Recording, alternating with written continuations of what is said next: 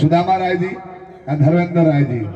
साझा पुरस्कार देने लोग हार्दिक प्रणाम। दादी जी का आत्मा के शांति मिले। दादी भले चल गई अपन कृपा दृष्टि आशीर्वाद है परिवार पर अपना बेटा पतो नाती पोता सबका रखते रही ये शुभकामना करो। श्राद्ध क्रम में गीत कौन हो गए मतलब निकले के चाहिए गलती नहीं करी हम निर्गुण भी होई जरूर हुई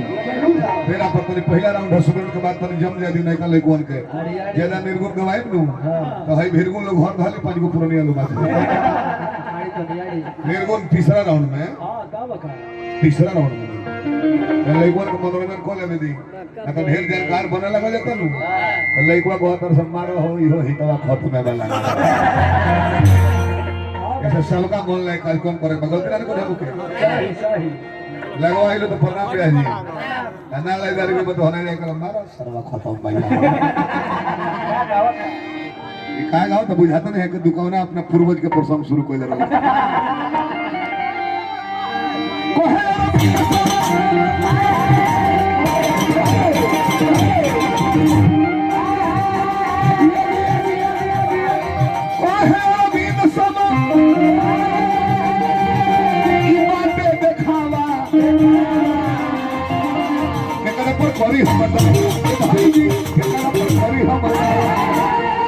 केकरा पर दावा करब कि हमार है सोनू संग दिल के संगवा में मिल के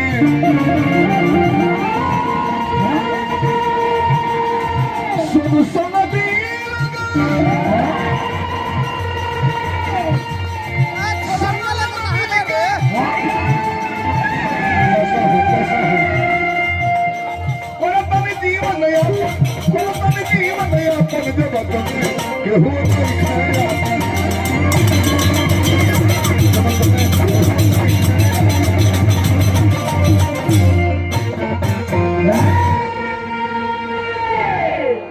रामायण से वो सती के प्रसंग हम सुनाए और लाइटवा क्या होती है लाइटवा से पाछा रख दो ना तो खूब सा लाइटवा मारते ठीक है। हमरा उपेंद्र भाई जी पुरस्कार दिले बनी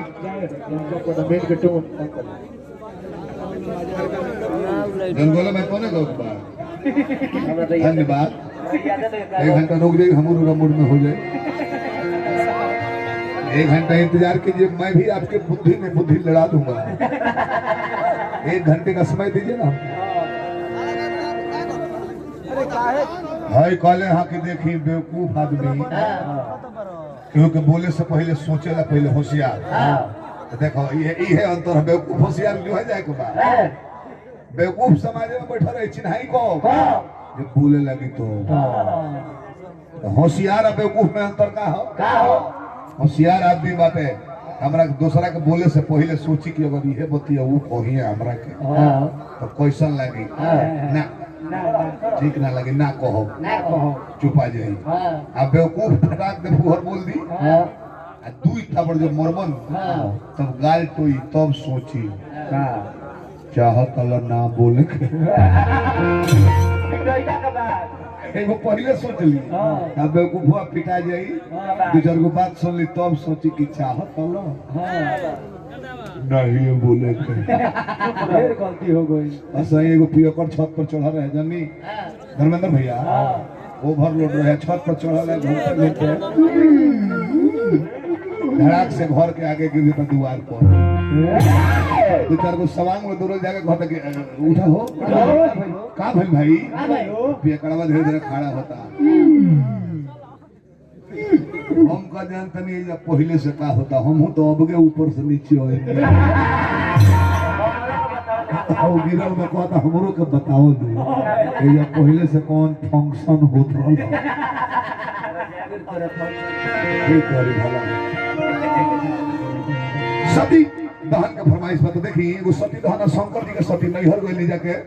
युगाग्नि में जर गइल अपना पति के अपमान के एगो रामायण के ओइसने सती के प्रसंग सुनाता ने सती के दहन सुनी कि सती के वाणी में कितना पावर होला और कितना बड़ महासती रहल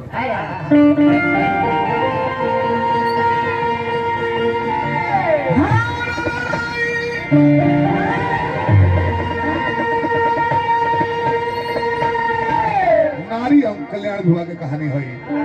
छेपक में भेज के बाद ज्वाला प्रसाद वाला रामायण हर लड़ाई राम रावण तो न चलता लड़ाई ले ला तो राम रावण तो न चलता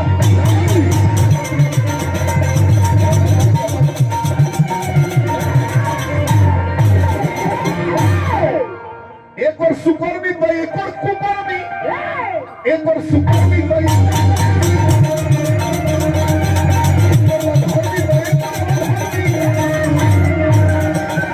तो केंद्र से काय पारी के कर बड़ाई लड़ाई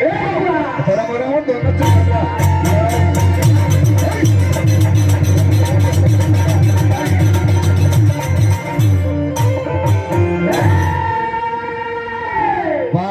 होला पूरा रामायण रो सब देख लो कब सुखरना चाचा राम जी कहीं ठठा के हंसल बड़े ना लक्ष्मण जी मुस्काइल बालू पूरी रामायण में रामानंद सागर वाला देख लो लक्ष्मण जी कहले कि हे भैया राम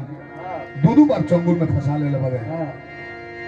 आशीर्वाद दी कि धर्म की लड़ाई लड़ता नहीं जा तो हम मेघनाथ के गर्दन काट के लेके आए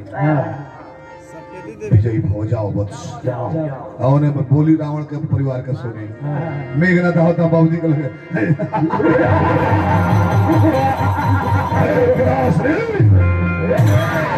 बंदर भालुओं की सेना लेकर वो बनवासी हमारी लंका में चढ़ाए दोनों बार हमारे चंगुल से बच निकले एक बार नाग पास में बाधा तो हनुमान ने गरुड़ को बुलाकर छुड़ा दिया शक्तिमान माना गया पर्वत सहित बूटी लाकर फिर से जिंदा कर दिया हे त्रिलोक महाराज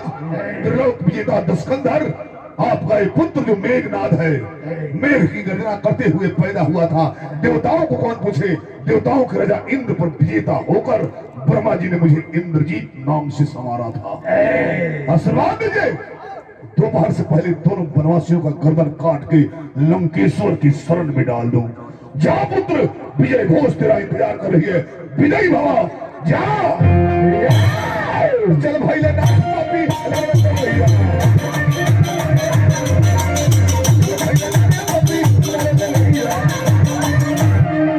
रनवा में बची है नहीं रनवा में बची है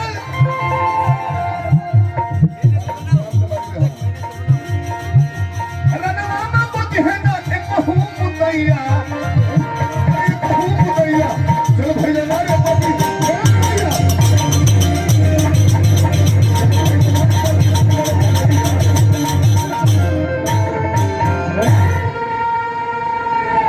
मेघनाथ सोचा था कि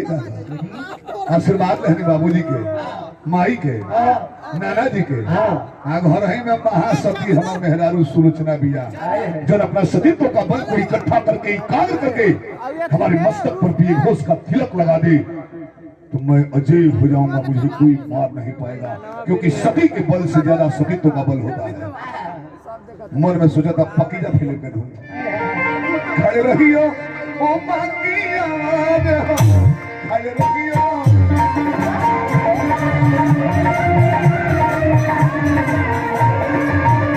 पापी मने मने पापी मने मने पापी मने मने ओला विचार पापी मने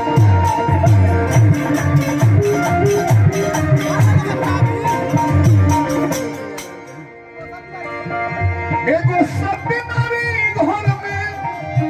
अरे हमार हो एगो सती नारी घर में हमार हो पापी मने मने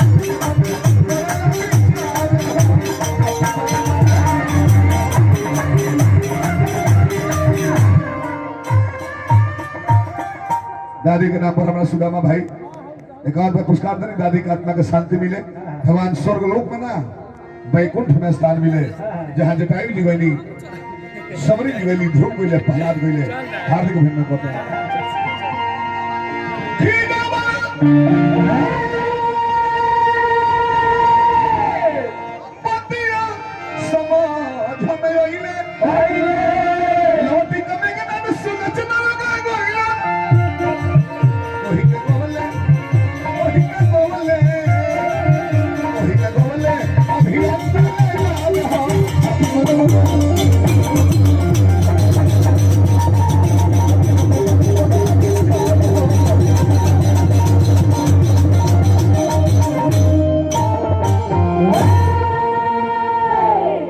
सुलोचना,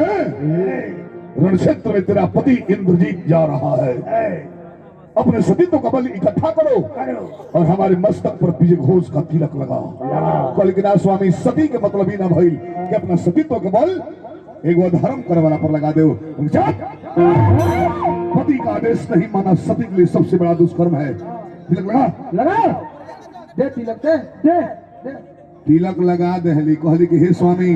तिलक पर लगा दहनी, आज ब्रह्मा विष्णु शंकर भी रण क्षेत्र में आ जाइलो, तरुआ के मार ना पाइलो, रोवा सबका पर आज विजेता बनब। लेकिन ध्यान है कहीं रखब, जातरा फेल मत करी, जातरा फेल कर देबो हमर सती तो हमर लगे वापस आ जाई, तहर लगे रह ना जाई हमर। आरो के कहतरी कि हे स्वामी काहे दुन मन बेराइल बा, लंका पर नाचत बा अरे विपतिया ये राजा जाने कब होई पूजा पतिया हे राजा जी।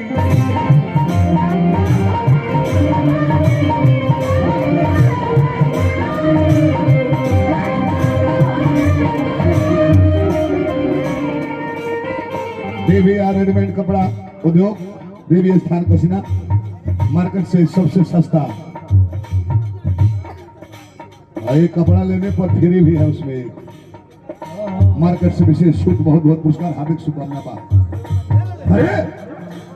तुम्हारी आंखों में आंसू, तुम सती हो, त्रिलोक विजेता रावण की पुत्र बधू और इंद्रजीत मेघनाथ की धर्म पत्नी हो, वीरांगना हो, और वीरांगनाएं अपने पति को युद्ध में विदा करते वक्त हंस की विदा करती है ताकि पति का हौसला बढ़े, और तुम आंखों में आंसू लेकर रो रही हो। अरे कैसा इंद्रजीत, कैसा त्रिलोक की बेटी, यदि पावर है तारा बाबूजी में तो धनुष तोड़ के लेके आई रहते,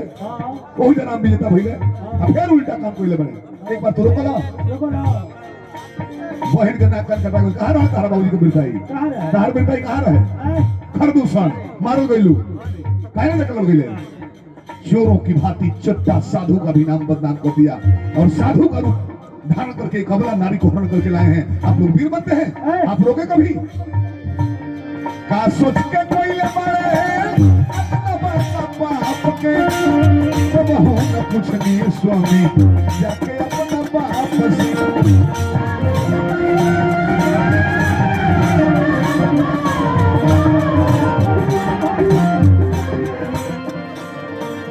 हरी ले हेले दोसरा के और दिया हे राजा जी, हरी ले हेले दोसरा के और दिया हे राजा जी, जाके कोई हे दिया और दिया हे राजा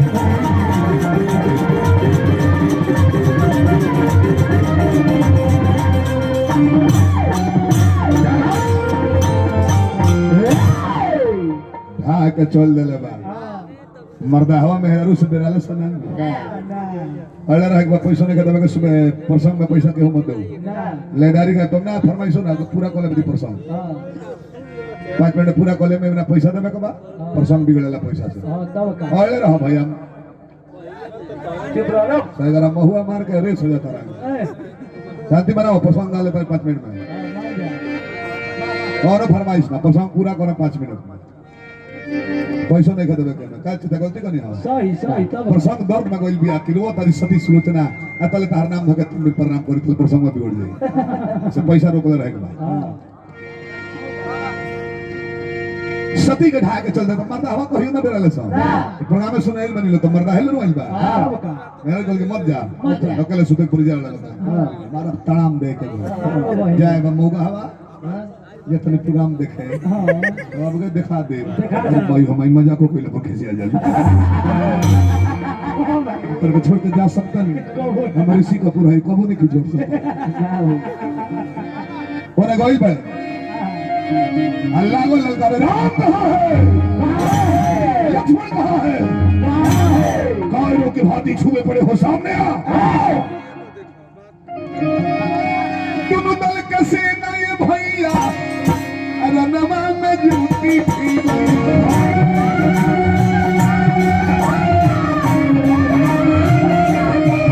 दोनों ओर से सनम सनम चलिया बाबा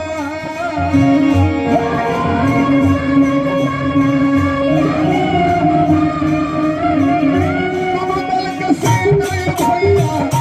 रणमा में जूती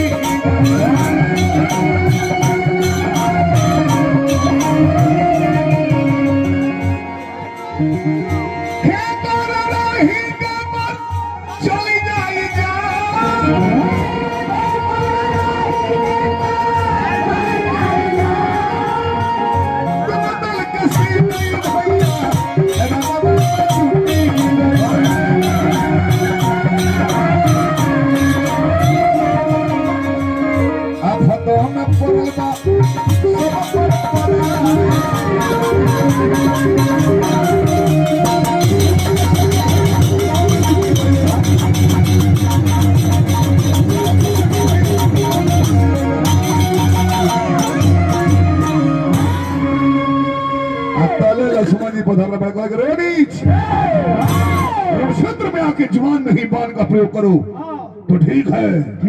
आज मैं तुझे साधारण अस्त्र शस्त्र से नहीं मारूंगा तर्कस से तीर निकलने बा धनुषा पर धोके ओम ब्रह्मदेवाय नमः ओम ब्रह्मदेवाय नमः ओम ब्रह्मदेवाय नमः कल ब्रह्मास्त्र तैयार हो गए ब्रह्मा जी विराजमान हो गए जाइए ब्रह्मदेव जी युद्ध को समाप्त किया जाए आज ही ब्रह्मास्त्र चला देले बा देखी लक्ष्मण जी कोनो शस्त्र नहीं चलाओ हाथ जोड़ के खड़ा बड़ा कि ब्रह्मा जी आओ तनी चाहते तो शंकर जी वाला पशुपात तो त्रिशूल चला देते ब्रह्मा जी शंकर जी की लड़ाई हो रही क्योंकि सदा भी कोई 1000 वर्ष ले लड़ाई चलते रह जाए तो रावण बूढ़ा के मर जाए तले सीतो जी पुरनिया हो जाए बाकी वो लोग पूजा होता नु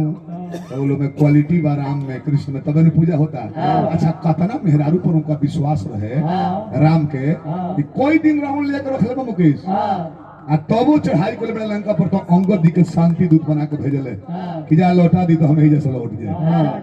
और बताई उतना दिन दूसरा घर सीता जी रहली तबो पति के कतना भरोसा बा अपने मेहरारू पर कि जले सांस चली तले सीता के हुकर नजर उठा के नहीं देख सकत तो गलती व्यवहार तो करबे न करी विश्वास रहे न पूजा होता कि ना हमनी के विश्वास मेहरारू सढ़ुआना चल गेल बिया तू गौनई गावता रहो 2 दिन के बाद लौटल बिया तो तू का पूछता रहा समाचार अरे पता ही कबेरा खैले है एक दो बार के ढेर बेरा हर एक लड़का लो चाहता कि हमारा सीता मेहरारू मिलती कहियो ना मिली सीता पावे को बा तो लड़का ये से राम बन जा केहू को और गलत निगाह मत उठावो भगवान जी तारा खातिर सीता जी नियर कहीं मेहरारू फिट कर दी है अपने दूसरा के 2 कट्ठा खेत जोतले बड़ा तो तारा लेवाही कोई मिली खाली निहुर निहुर धान रोप दूसरा के शादी से पहले अपने सजा जा खुद निमन निमन बात होगा गलती ना बनी हम अब ब्रह्मास्त्र चला दल मालिक लक्ष्मण जी हाथ जोड़ खड़ा करके हे ब्रह्मदेव जी महाराज यदि हम धर्म की लड़ाई लड़ रहे हैं तो युद्ध का परिणाम आप ही घोषित कीजिए ब्रह्मास्त्र आई बाप परिक्रमा को निस्तेज होकर जाकर तर्कस में गिर गए नारी आज पहली बार इंद्रजीत ब्रह्मास्त्र को निस्तेज होते दिख रहा है कोई बात नहीं नारायण शस्त्र चला बाबू हो जाकर निस्तेज होकर लौटी आई शंकर जी के त्रिशूल जन वरदान से पौले रहे वो पशुपात पर जाकर लौट कर चली आई मेघनाथ के बुझा गल कि तीनों दुनिया के सबसे शक्तिशाली अस्त्र शस्त्र हो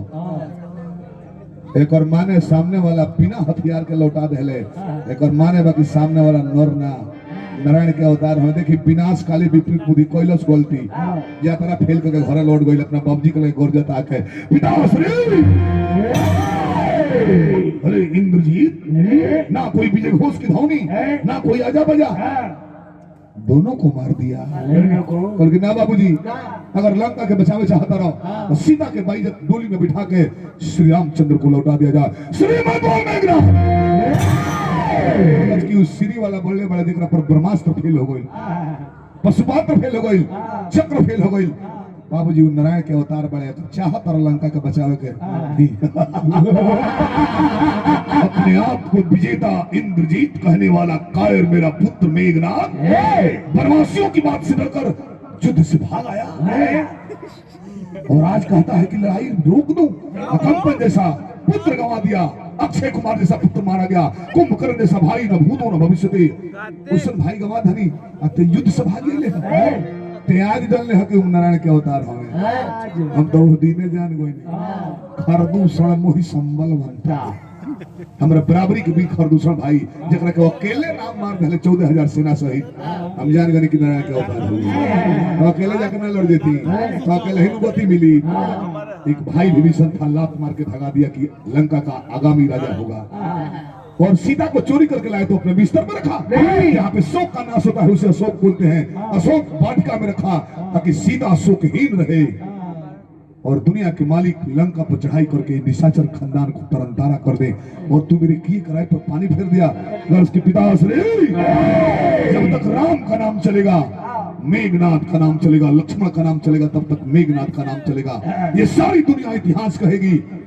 कि इंद्रजीत सामने भगवान को देखा पहचान भी गया तो भी युद्ध स्थल से कायरों की भांति भागा नहीं युद्ध स्थल में जाके युद्ध किया कहे के चलल बा वीर लागल हनन हनन बांछ एने सती सुलोचना देखी जानो कि हमर पति जतरा फेल कर देलक बतियाओ तरीका हमर पति केहू से हरबे ना करी है आ तब ले अंगना में गिरल कोटा हाथ रे सखी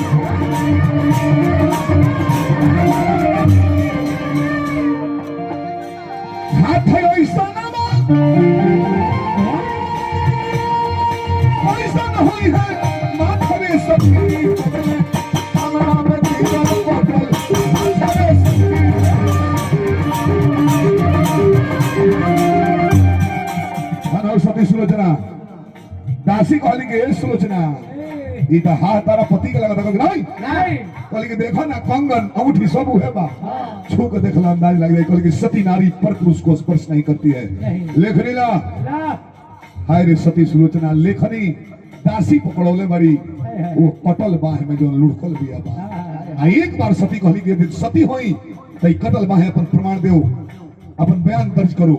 कटल बाह लिखे लगल सती के बोलला में देरी रहे बाह कटल लिखे लगल कि मैं तुम्हारे पति मेघनाथ का दाहिना हाथ हूं मेरा मस्तक काट के लक्ष्मण ने अपने दल में रख लिया है हे सती मेरी अंतिम इच्छा है मेरा कटा हुआ अंग लेकर तुम भी सती हो जाना पहले बार इनको हरो हरो रोवे लगल एक हथियार के पति मर गईले बिहार लेवल के क्रिमिनल के एगो रिक्शा ला गोली मार के मुआ देओ तो अफसोस सेपर ना होला कि मारा गईले अफसोस सेपर होला कि एगो रिक्शा वाला जना मुड़ी के सामने इंद्र के मुड़ी ना उठत रहे एगो साधारण तपस्वी मार दे लगली रोवे या चिल्लाई रे सती दिल से भी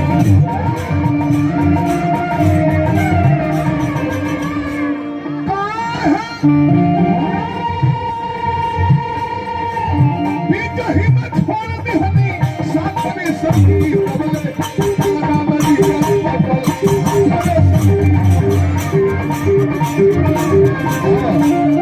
चल रहली लेके बा रण क्षेत्र में मदोदरी रोकला बड़ी लेकिन ना माता जी पति के अंतिम इच्छा पूर्ण करब रावण रोकले ना मन ली जब जाके डोली से उतरल बड़ी सारी बांदरी से नहीं हनुमान जी सीता जी के देखला रहले अच्छा हमें पर होई देखो सीता माता के लौटा देलस विभीषण कहले कि शांत रह सा वो हमार भाई हम जानता नहीं पटक के देलक नाभि में बाण ना हुकाई कहले माने ना वो हमार भाई होकर बारे में हम जानता नहीं आवत ये कौन मराइल बा मेघनाथ ओकर सती नारी सुलोचना हो जब आइल बड़ी सबका के प्रणाम कोइली कहली कि हे स्वामी दुनिया के मालिक भगवान राम हमारा पति के मस्तक लौटा दी। सारी बांदर सेना आश्चर्यचकित भइल बा। फिर दादा लक्ष्मण जी इतना फुर्ती से मुड़ी कटले हो आ तिरिये में काट के अपना दल में खींच लेले हो कि रावण के दल के लोग भिने भिने आके मुड़ी के काटल। तू कैसे जान लू हो? तू तो घरे न हो महल में कटल बाह निकलले बड़ी के है बाह लिखला सब कटल बाहियो लिखे लागो तब तो वीआईपी सती बुझाता हनुमान मुड़ी ले ले हनुमान मुड़ी लेके धैल में कहले कि जब कटल बाह लिख दी तो सती मानव जा को कटल मुड़ी के हंसा दे तो हंस देला तो मुड़ी लौटा देव जा ना तो जतने सीता माँ का दुर्गति होता कुल जना बानरे हैं या गति को बिक देव जा अब मुड़ी का और तकरी लो फफक कर वो तारी कहले कि हे पति अंतिम इज्जत राख। अरे हसीना हसीना हो अरे हसीना हो पति का कटल माथ रघुनाथ के सजा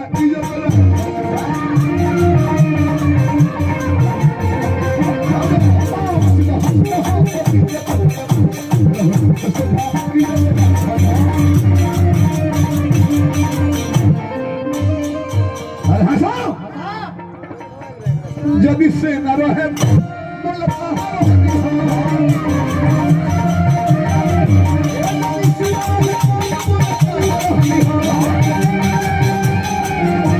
जब सेना को ऊपर रहे एक बार पहले रहता अपने बाप की चित्रौनी सेना मंगा कर लंका का दिग्विजय करवा देती। अब तले मुड़ी हसल में बानल जाओ कि मायावी फिर जी गल का भागल भागल हो भागल भागल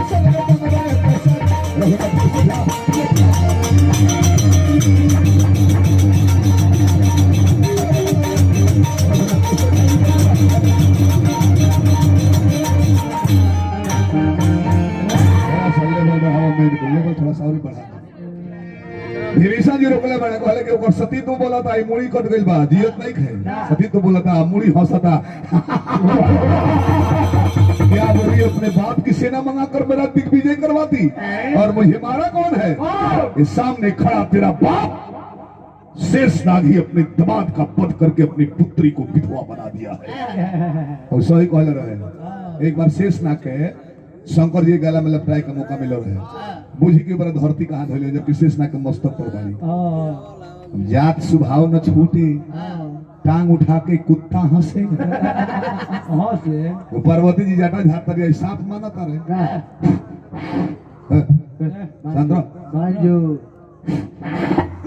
मनवे की मना दी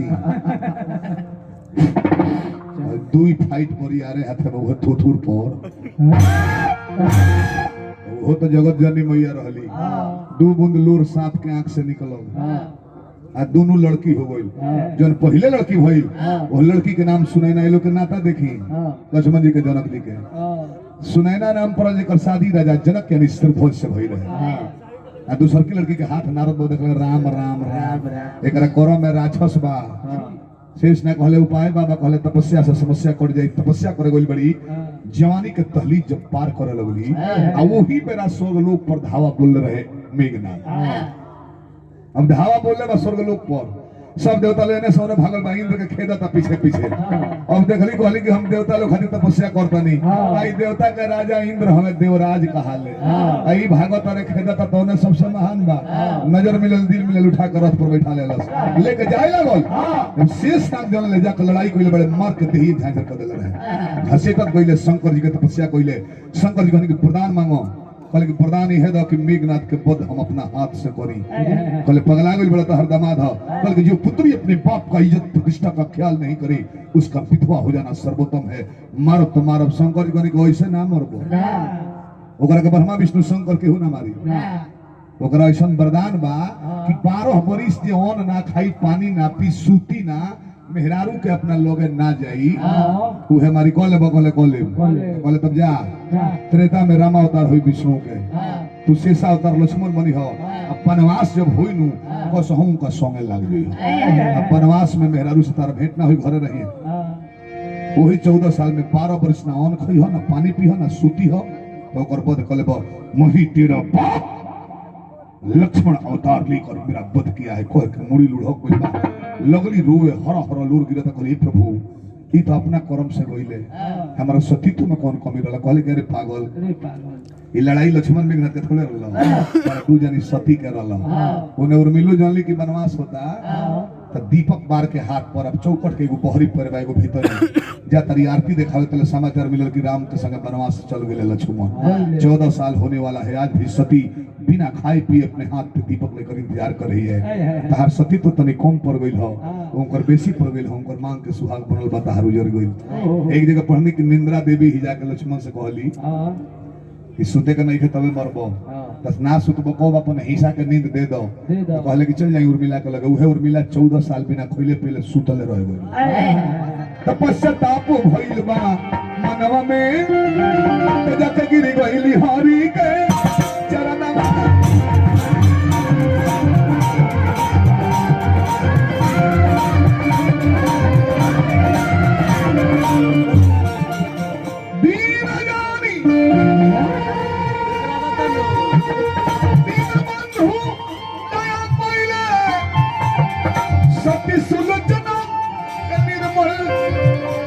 पहिले एलोरा वाछल पतबा नैनवा में एलोरा वाछल पतबा नैनवा में जगती गइली